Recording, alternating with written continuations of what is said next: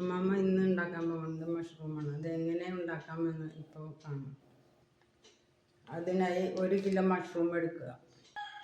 ഇത് ഉണ്ടാക്കുന്നത് റബ്ബറിൻ്റെ അറക്കാപ്പൊടി കൊണ്ടാണ് ഉണ്ടാക്കുന്നത്. പണ്ട് ഞങ്ങളൊക്കെ ഉണ്ടാക്കിയിരുന്നത് വൈക്കോൽ കൊണ്ടാണ്. അത് ഭയങ്കര ബുദ്ധിമുട്ടും. ഇപ്പോൾ അത് വളരെ ഈസിയാണ്. നമുക്ക് സമയം അധികം ലാഭിക്കാൻ പറ്റുന്നുണ്ട്. ഈ 1 കിലോ മഷ്റൂം റബ്ബറിൻ്റെ പല്ലറ്റിലേക്ക് 1.5 ലിറ്റർ വെള്ളം വേണം. അത് നല്ലോണം വെട്ടി തിളയ്ക്കുമ്പോൾ അതിലേക്ക് ഒഴിക്കണം. നല്ല വെള്ളം തന്നെ ഒഴിക്കണം. ഞാനിപ്പോൾ ഒഴിക്കാൻ പോകുന്നത് 1.5 ലിറ്റർ വെള്ളം.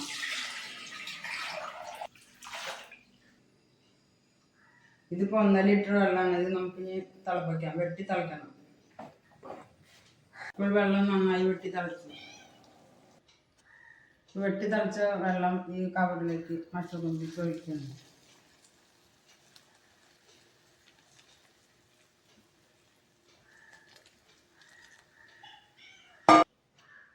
ഇതിപ്പോൾ വെള്ളം ഒഴിച്ചത് കാലത്താണ്. ഇത് മടക്കി നമുക്കത് ഉച്ചരിഞ്ഞുമ്പോൾ തണുക്കും. അപ്പോൾ അത് പൊടിയാവും. അപ്പോൾ അതിലേക്ക് നമുക്ക് മഷ്റൂം വിത്ത് വിതയ്ക്കാം. ഇനി നമുക്ക് ഈ ബാഗ് മടക്കിയിട്ട് കെട്ടി വയ്ക്കാം.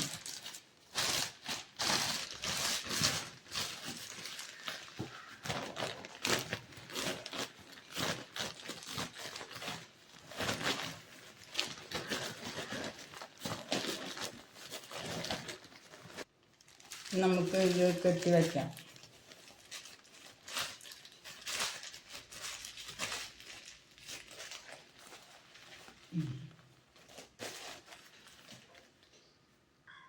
ഇപ്പോൾ നമ്മൾ കെട്ടി വെച്ച പരുവാണിത്. ഇനി വൈകിട്ടാണ് നമ്മൾ വിത്ത് വിത്ത് വിതയ്ക്കുന്നത്. നമ്മൾ കാലത്ത് ഉണ്ടാക്കി വെച്ച കവറ് ഇനി വിത്തിടാൻ പോവാണ്. കവർ ഇനി ആ കവറിൻ്റെ ഉള്ളത് തിരികെ പൊടിക്കണം.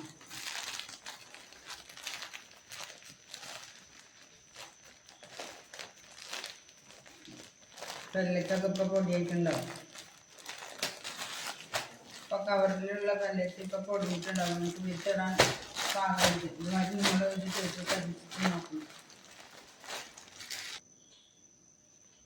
ഇപ്പം മഷ്റൂമിൻ്റെ വിത്താണിത്. 300 ഗ്രാം, നമുക്ക് 150 ഗ്രാം ആവശ്യമുള്ള അത് ഈ കവറിലേക്ക് ഇടാൻ പോവാം. ഈ വിത്ത് ചോളത്തിന് നെല്ലിനാണ് ഉണ്ടാക്കുക. നെല്ലിലാണെങ്കിൽ കുറച്ച് കാലം കൂടുതൽ നിൽക്കുന്നു. ഈ വിത്ത് സൈഡിലേക്ക് ഇനി ഇറക്കി കൊടുക്കണം.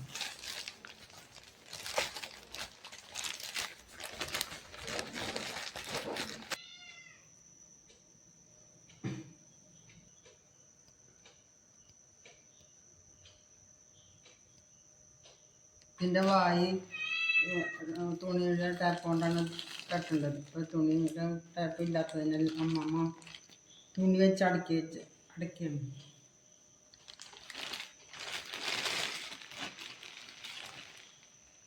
ഇതാ അതിൻ്റെ മുകളിൽ റബ്ബർ ബാൻഡ് ഇട്ട് കെട്ടണം.